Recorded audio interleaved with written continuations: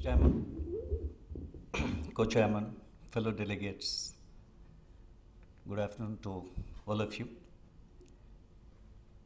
In the part of the presentation that I'll be going through the historical perspective of engineering geology and what engineering geologists over some 7 or 8 decades have assimilated the wealth of knowledge that on which now if the projects are taken up today, we can embark on them in a very, very short time. I proceed with the presentation. See, the peninsular part of India covers from about 22-degree latitude to 8-degree latitude. And the river systems are divided into 3 categories: Central Indian river systems, then west-flowing rivers, and the east-flowing rivers. These are the rivers. The hydropower generation scenario in the country is that the east-flowing rivers, they contribute about the 21% of the total hydropower generated in the country. West-flowing rivers, they contribute about 10.5%, and Central Indian river system, they contribute about 10.5%. In 1951, our generation of hydropower was of the order of 60 megawatt, and in 2015 March, it was of the order of 41,267 megawatts. And the peak 42% of total power generation in 1974 was due to development of agrarian sector. And many projects initiated in the 50s, they fructified during those years. And again, it dwindled to 26% in the year 2005. Because this is of the focused development of the Government of India, that it will be, the thrust area will be agriculture in the first few 5-year plans, commencing from the independence of the country, and that led to creation of several multipurpose projects, particularly in peninsular India. So this was the reason it shot up to some extent. And then in the 80s and later part of the 80s, the focus shifted to the industrialization part, because of which immediate power requirement to address those issues, thermal projects came into existence.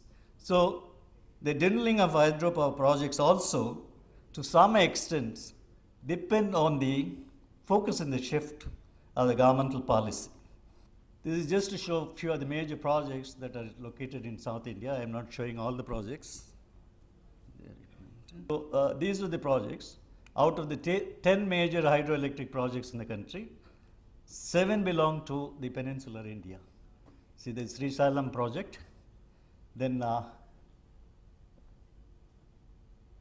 we have the Narmada Sagar, Idiki, then Indira Sagar, Omkareshwar project, and the other projects. So out of these 10 major hydroelectric stations in the country, 7 belongs to the peninsular India part. I'm just giving a little bit of historic perspective. The hydro projects in peninsular India, they had a head start over the projects in the Himalaya region, for the simple reasons that the ideal sites were available, accessibility was much better than in Himalayas, and the human resources were also available. A lot of British engineers, they have constructed a lot of dams in the peninsular India for water supply and other things, and they were available. Skilled manpower was available because it was most of the dams were constructed were masonry dams, and we had skilled manpower of masons because of construction of temples from ancient times onwards.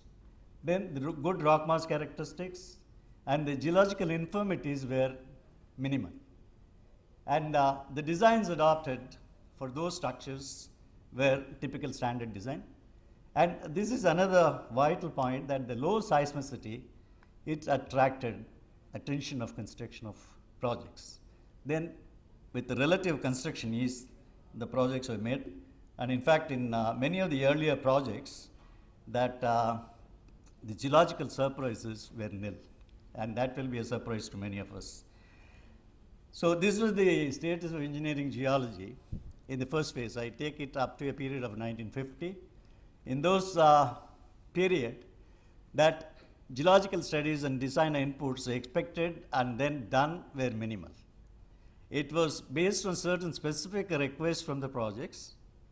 Then geologists were sent, and then they addressed some of the issues. And with the formation of Engineering Geology Division in Geological Survey of India in 1946, 45, 46, then this field has grown, actually. So the engineering geology of the southern region, it started in 1957, looking after all peninsular projects, right from Narmada onwards down south. And many of the projects that were initiated in the mid-40s and the early 50s, they fructified sometime much later. So these are, to just list a few of the projects which have been constructed very early, is that Shivasamudra Hydel project across Kaveri, that was commissioned in the year 1902 and still in operation. This Kateri, that is known as Cardiac Factory project, constructed in 1903. So it's also a 2 megawatt project. Now it is abandoned.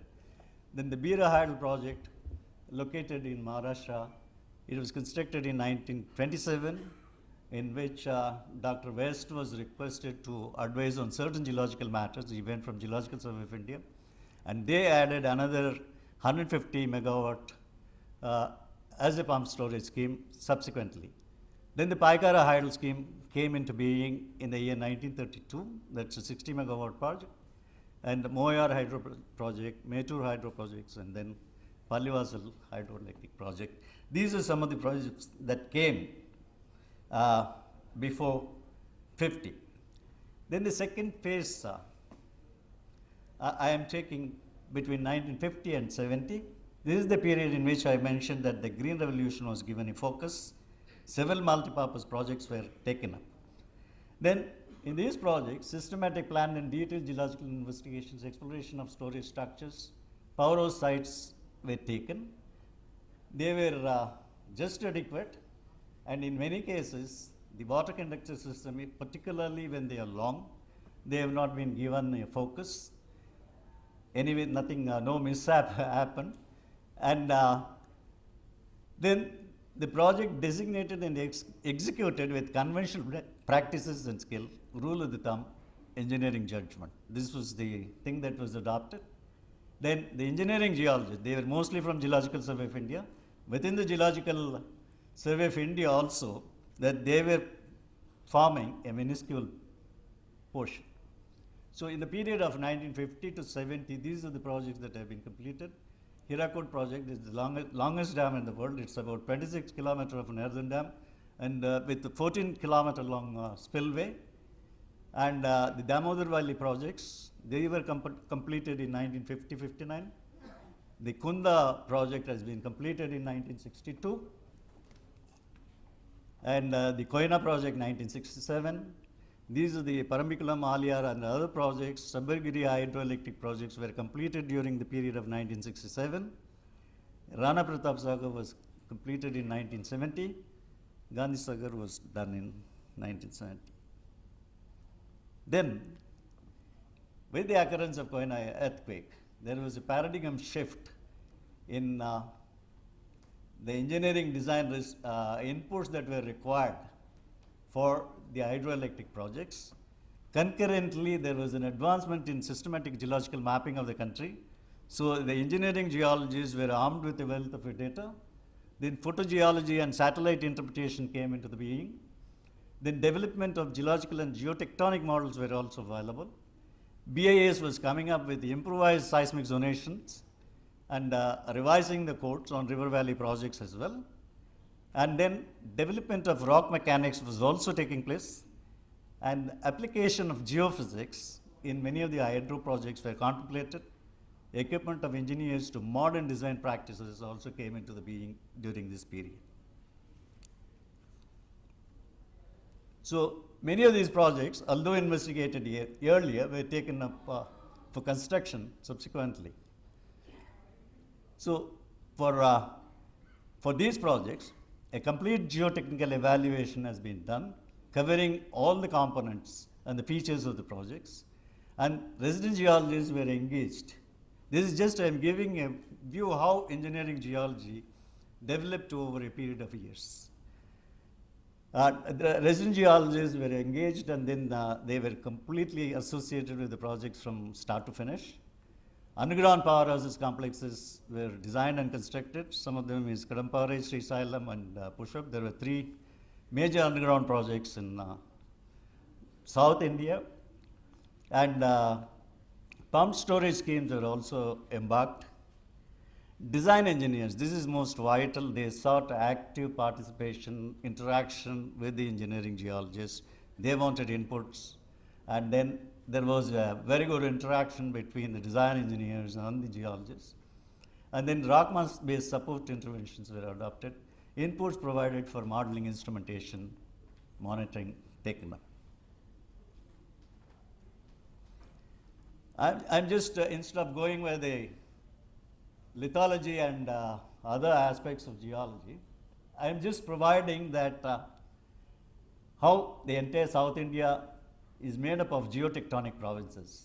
The entire peninsular India is made up of cratons, platformal sediments, and how they have been welded together.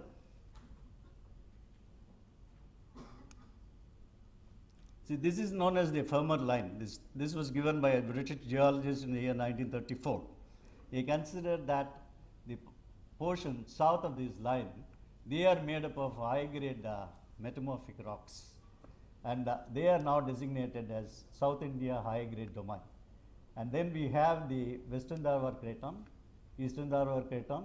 Then we have the platformal sediments here. This is, the entire area is occupied by the Deccan volcanism. And then we have the Marwar Cratonic portion. We have the Bastar, Chotanagpur regions as cratons. So this is just, and then we also have an Eastern Ghat mobile belt.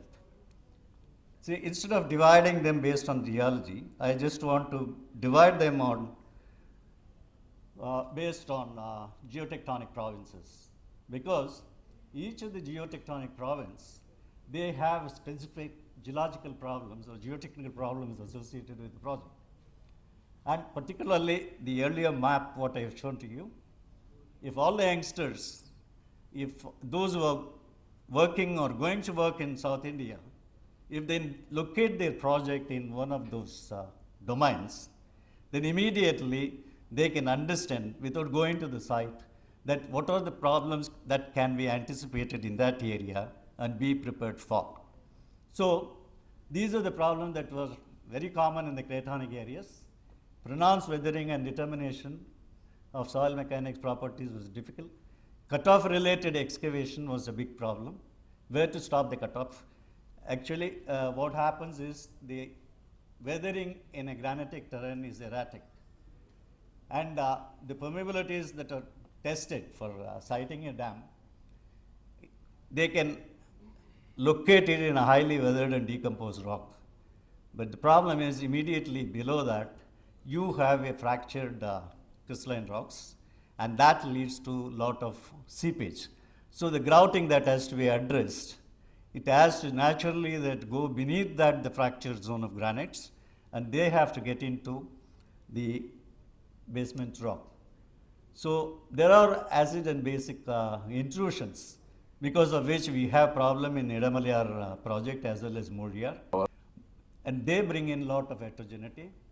There is a sheared dike passing through the Idamalayar, for which extensive treatment has been provided by shafts and providing a raft and other things. Muriyar is another project where there is a huge quartz reef within the country rock. It was bringing in heterogeneity into that. So the idea is that whether the site has to be abandoned or whether we can excavate the quartz reef to some extent, we can relocate. So many things were thought, and then they have been accepted there and then designed accordingly. Then the myelinization and faulting formula treatment grouting. These are the things that have been provided in these dams. I am not going into the individual detail of the dams. Hirakud, Edamalayar, Kakkad, Indira Sagar and Matupatti. These are the things that have created a lot of problems. Particularly in Kakkad, that there was an extensive myelinization. It was a very small project of about 60 megawatt of power, having a very long water conductor system of about 11 kilometers and of diameter 9 meter. And it led to so much of problem. There was a huge delay in construction of the problem.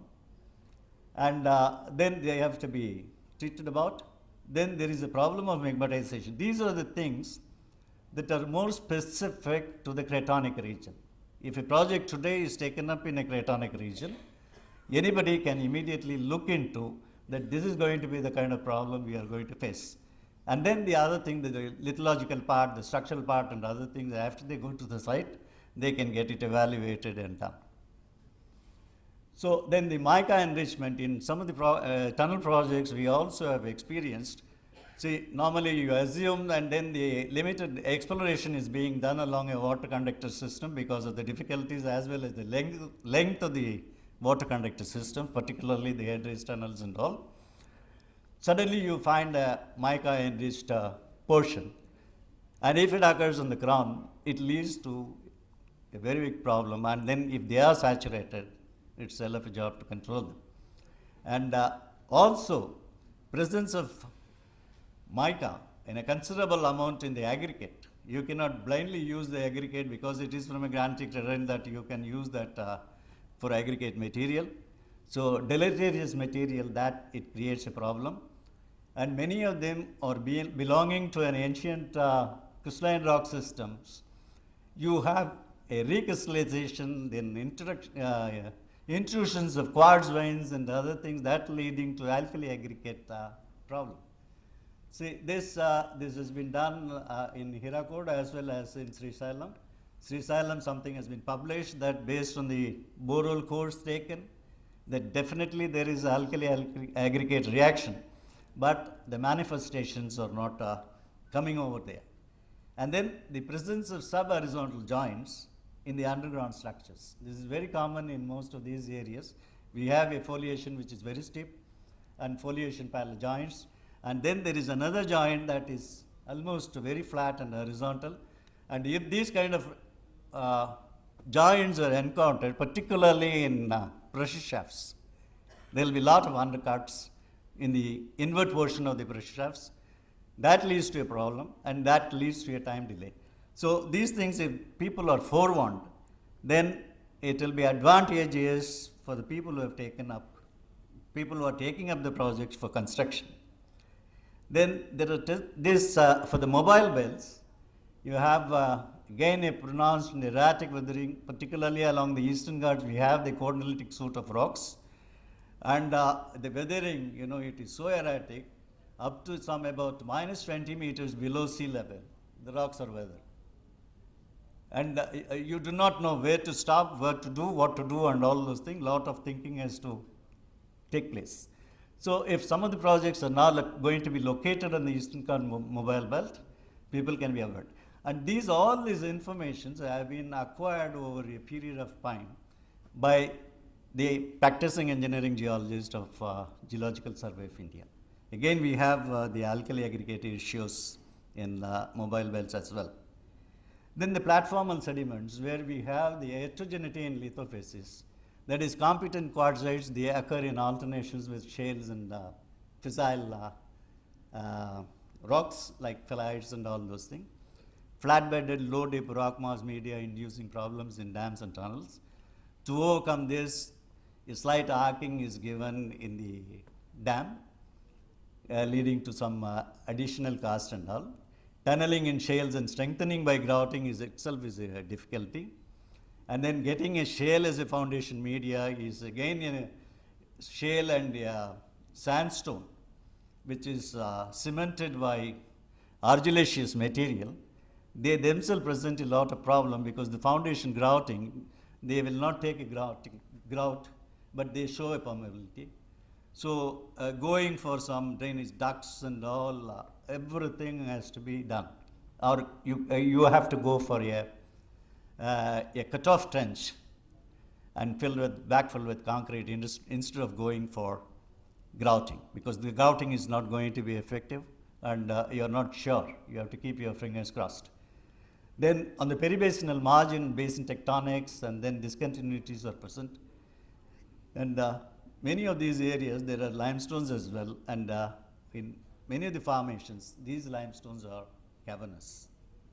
So I'm not going to enlist the project-wide contribution by engineering geologists or the development of hydropower based on the experience gained by the engineering geology.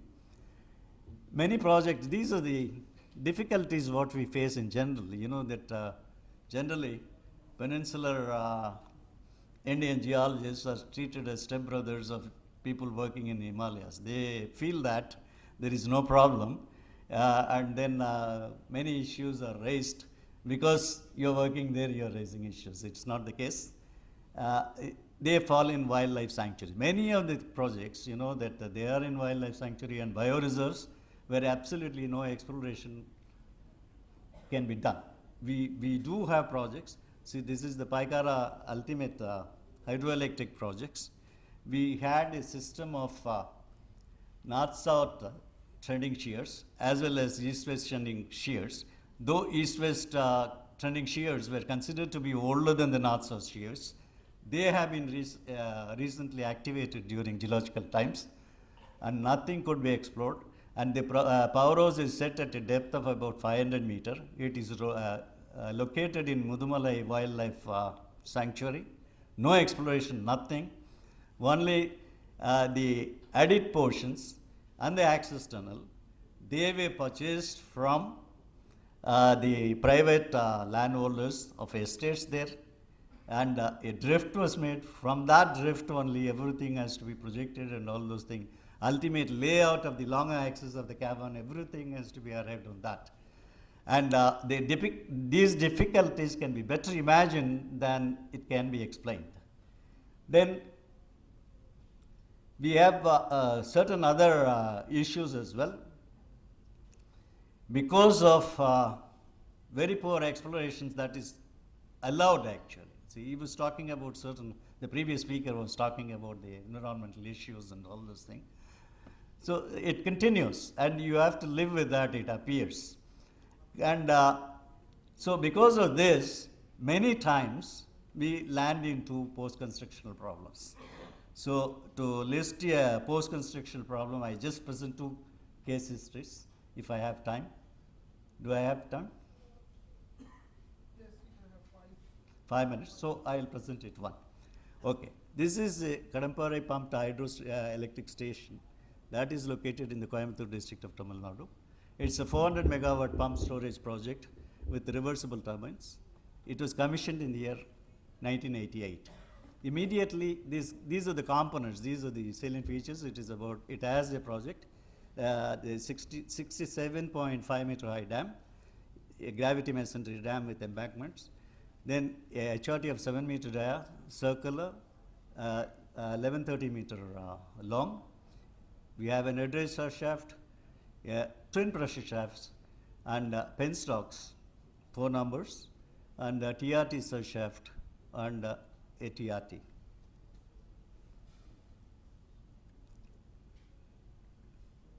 Yeah, this is the plan of this. So this is the Kadampare reservoir. This is the dam where it's located. This is the gate shaft. Yeah.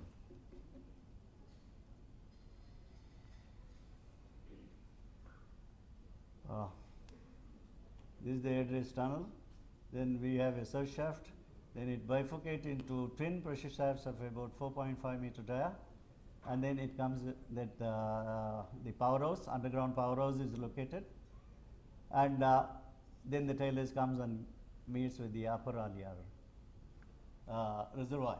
Then the water is again pumped back into the reservoir when there is surplus power. So this is the schematic section of that project. We had certain peculiar problems. First, I'll let you know that problems have. These are some of the salient features. It is about under a cover of about. This is a view of the dam. There is the view of the powerhouse, underground powerhouse. See, these are the post construction issues. So during energizing, we had a seepage through the pressure shafts, and then the remedy and repair. I will come to that. I'll just enlist the problem first, and then a peculiar, a weird thing has happened that this powerhouse suffered a fire accident. It's an underground powerhouse, and it caught fire, and for about 15 days the fire was raging inside, and all the shafts were functioning as funnels, and then they were sucking air, and then nobody can enter into the powerhouse. Completely, the machine hall, everything was gutted, and we had collapse of the lower portions of the cable shafts, and the access tunnel was damaged. The RCC columns in the powerhouse was completely, many of the columns were damaged. And what was done was that a batch of, this was done by the Concrete Research Institute. They took a sample of the concrete, made a similar concrete, started heating it, and then the first thing we wanted to know was what was the inside temperature like. Because due to these thermal variations, whether the stresses would have been redistributed, because many part of the underground powerhouse was unlined. And so whether it would have led to a lot of rock falls, what would have been the conditions and all those things. So they did the experiments, and then they arrived at a figure that the inside temperature will be of the order of 300 degrees Celsius. And then the masonry dam had a repair and all those things. So I go back to that section. Yeah. So this adit, and there is another adit over here. This is adit 2, and then the third adit will be here. So these three adits were construction adits used for excavation of the pressure shafts as well as with the HRT, and then the powerhouse. Initially, when it was being energized, we saw the seepage coming over here, and then this was all, this entire area which was unlined, we made a cladding wall concrete, and then grouted the whole place, whole things, and it stopped. And after energizing, we had enormous seepage through adit 2 and adit 3. That's the junction between the pressure shafts and the adits. So this was very baffling because the complete pressure shaft was steel line. So again and again we were doing many experiments that where the water could have come and all those things. It was given to a consultant. The consultant was of the opinion that the leaked water is because the entire hill mass has been charged, which I was in Geological Survey of India, which we didn't find it rational enough to take that kind of a line of argument, because the powerhouse is located still lower below. There was no water in the powerhouse, but only the adits, they were making water, and which was, the pressure shaft was completely steel lined. So we said that it has to escape only through the system. And this was not acceptable because they said that it is completely steel lined, where from the water will escape and coming out close to the adit junctions. And so, after that, this again we cut open a section of there was a bulge of about 2.5 meter of the ferrules, and inside also we wanted to see whether any damages occurred to the concrete lining. It was cut open, saw that, and everything was intact. Again it was redone, and then it was put into operation. After everything was over, the dam had a problem. See, through the drainage gallery, we had a lot of particle carriage and all those things. It was coming, enormous seepage was coming over that. And again, that was addressed by having still this geosynthetics. Geosynthetics have been used, and then the complete seepage was arrested. This was the powerhouse. After that, the accident took place. We went inside, and then we examined all the components, including the HRT, wherever the rockfalls have taken place. And then all things were addressed. Some of the portions were lined, which was not lined earlier, and additional bolts were driven. And now again, it is successfully operating. So these are some of the problems we do have. And then we had certain projects in which there was hydraulic jacking, which was not explained earlier. So this is the geosynthetics that is provided in the upstream of the dam to render it impervious. Thank you very much. Thanks for providing me opportunity to be here and presenting this. Thank you very much.